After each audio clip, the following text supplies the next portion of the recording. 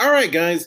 Huge news. The UFC announced a new main event for UFC 249 on April 18th, featuring Tony Ferguson versus Justin Gaethje for the interim lightweight title. The original matchup, which featured the undisputed lightweight champion Khabib Nurmagomedov versus Tony Ferguson, it's not going to happen.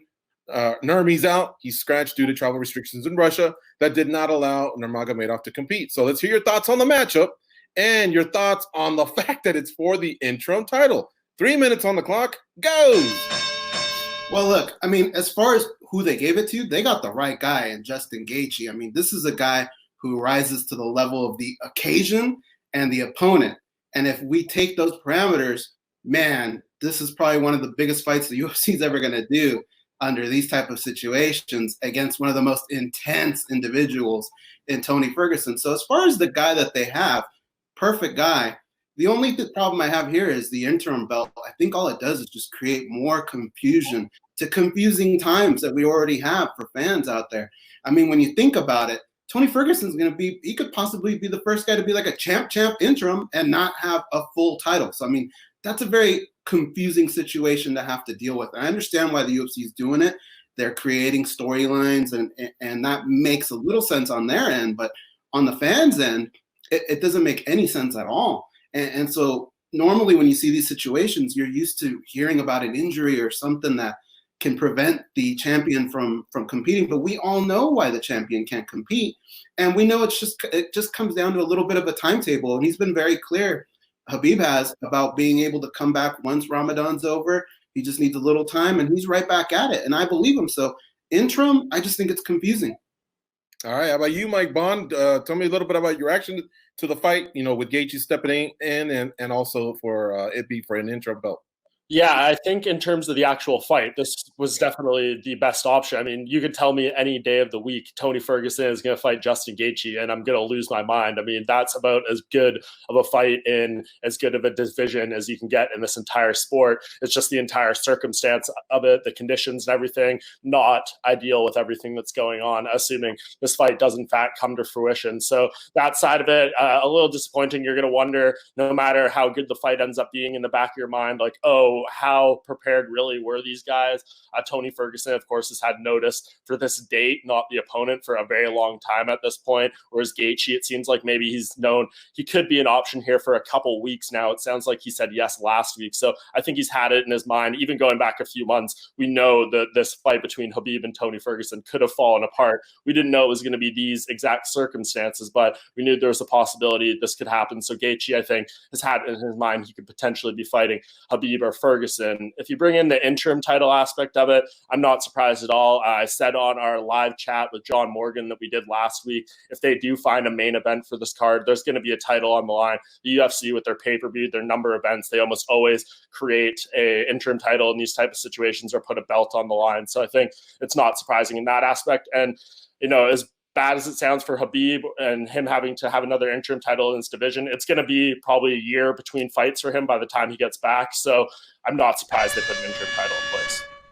All right. And you know what, guys? If anything, I mean, now Gaethje doesn't have to worry about, if he wins, about Conor McGregor easing in, because what's supposed to happen is the interim and the undisputed unify. We'll see. Stranger things have definitely happened in the UFC. Guys, taking everything into consideration, did the UFC make the right decision in pushing through and saving the show, albeit more than likely with no fans and limited staff and production? Mike Bohn, we got 2 minutes.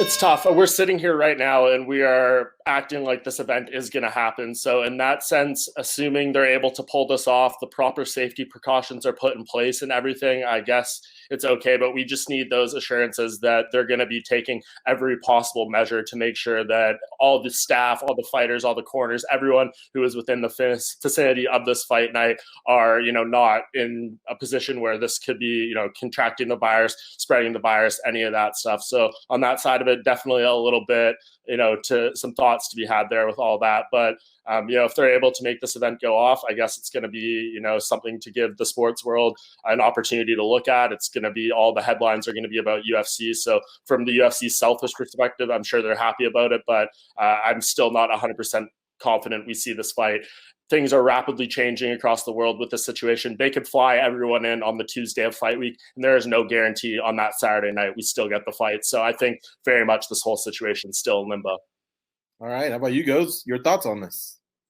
Yeah, everything's be up in the air, and I really don't trust it until it actually goes down. Maybe the day of, I'll finally be able to rest and say, okay, looks like this is going to happen. But if you ask me whether or not I feel this is something that needed to happen, that answer is no, absolutely not. Right now, I think there are bigger things in sports. We have to concern ourselves with safety, not just of the fighters, but just everyone involved, staff, commission officials. So many people were involved in this. So if you're asking me whether it should happen, I don't think so. But if you're going to make it happen, I definitely would have liked in this little announcement to hear at least one or two things safety-wise that they're trying to do to keep everyone safe. 0 fans, that's a good start. It's going to help the fans, won't be there so they can't get contaminated. But what about the fighters? What about the referees, the officials, the judges? It's too much, man. Yeah, I agree. I think there could have been a little bit more PR from that side of things. That's the first thing people are wondering is, does this need to happen? Is it safe? All that stuff. All right. So, guys, this past Saturday, President Trump held a meeting with the top bosses of all the major sports organizations.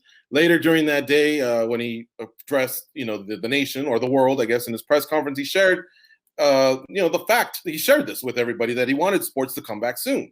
The UFC responded in a big way.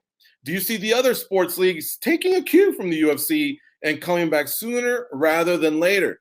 2 minutes on the clock. Goze. I don't think so. I think in this situation, not to get all political, but when you think about who's in charge here, our president, Donald Trump, he's been very transparent about what it is he wants to happen. And he wants the world to get back to normal. And so in our sport, you see like the WWE, you see mixed martial arts, they're trying to do something. And I think in this particular situation, they're probably getting praise from above. But when you look at the major sports organizations, I don't know that they're going to fall in line, because what they do have on their hands are they have players that have very big salaries that they pay out. And those guys are safe. They don't need to go out there and risk their lives for a fight or a match or anything like that. If Drew Brees never throws another pass for the rest of his life, he's going to be okay. So really, I think so. I don't think they're going to conform like that. Mike Bohn, they were all on the call. Mania kind of was, I don't know, I guess a hit. I'm hearing some good stuff from some people. What do you think? I tend to agree with Goze here. I think the facts are already kind of out here. We just saw Adam Silver come out today and kind of do an interview with Ernie Johnson, talking a little bit about that phone call with Trump and everything. And of course, they all want to get back to business and everything. But the NBA right now, Adam Silver said they're not even going to start discussing or have a good, solid idea when things could come back to normal until May. So we're talking all of April when the UFC is still trying to put on fights. The NBA isn't even going to be considering putting on a games or anything like that. Again, I know they're discussing all different type of situations that they can do in terms of coming back, but that's not going to happen until at least May, those discussions, and we may not get a restart till well after that. I haven't heard what the NHL, the MLB, the NFL are thinking, but I would have to assume it would be in a similar vein to what the NBA is going with. And the NBA, of course, in the midst towards later end of their season, they want to get their playoffs done. Some of these leagues haven't even started up their seasons yet. So I think we're not going to see the other ones back as soon as the UFC. Good point. Yeah, it isn't apples to apples. They got a whole season to play out. The UFC can kind of take it card by card. All right, guys, we're getting ready to round third base here. We got a few more topics. We're currently in the midst of like a 30-day window, where we've had 0 fights. There's been no movement in the rankings, very little news to report. And that being said, I wanted to ask you guys, who has taken, done the most with his or her time amongst all the MMA fighters? I guess I want to know who stood out to you, that's keeping their name out there in clever ways. Mike Bohn, you started off. You got 1 minute, though. Clever ways. I don't know. I mean, if you guys want to go check out Paige Van Zant's Instagram, I think I don't know if you want to consider that clever, but they're definitely making use, her and her husband Austin Vanderford, of this quarantine time. But on a more serious note, you look at some of these other people that are out there a lot. You know, Kamaru Usman's doing like Instagram lives every day, talking with other fighters about his situation. It's tough. I mean, I guess who's made the most of it, although he's been very quiet. I guess it's been Justin Gaethje. He just went from not being involved with this event at all to getting perhaps the biggest fight of his life, potentially being an interim lightweight champion, assuming this goes through. So even though we haven't been hearing much from him over this time, I guess it's Gaethje. Goze, how about you? Sorry, I was closing Paige Van Zant's Instagram.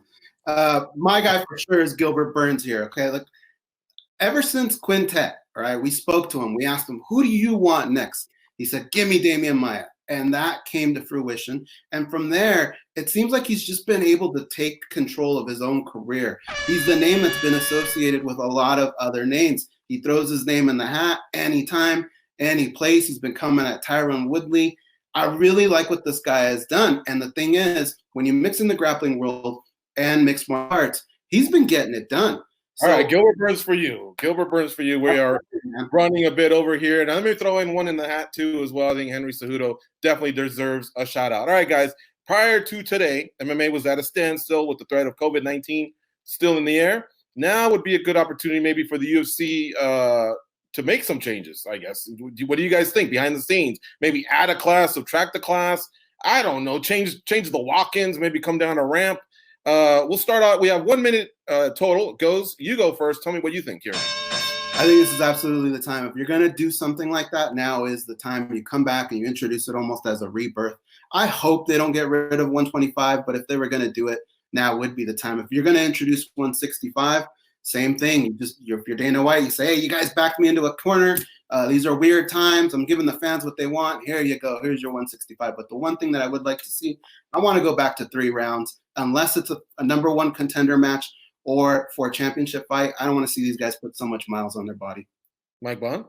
Interesting. I think I don't think we're going to see anything major like that in terms of adding weight classes or anything. I think the UFC's sole focus at this point is trying to put on events, period, let alone make drastic changes like that. But if we're going to be talking about a situation where they're putting on multiple events, maybe in tribal territory or somewhere where it's not regulated by a specific commission, then that's when you have the opportunity to maybe toy with some things, maybe do open scoring for some fights, maybe implement different rules where it's like knees to the head on the ground or these different type of things. When you're not under the unified rules specifically in a place where commission oversight, the UFC has the opportunity to experiment with in-fight things like that. If they're going to be doing fights like on tribal land and stuff, I say you go that direction, maybe try some things in the actual fights with the rules.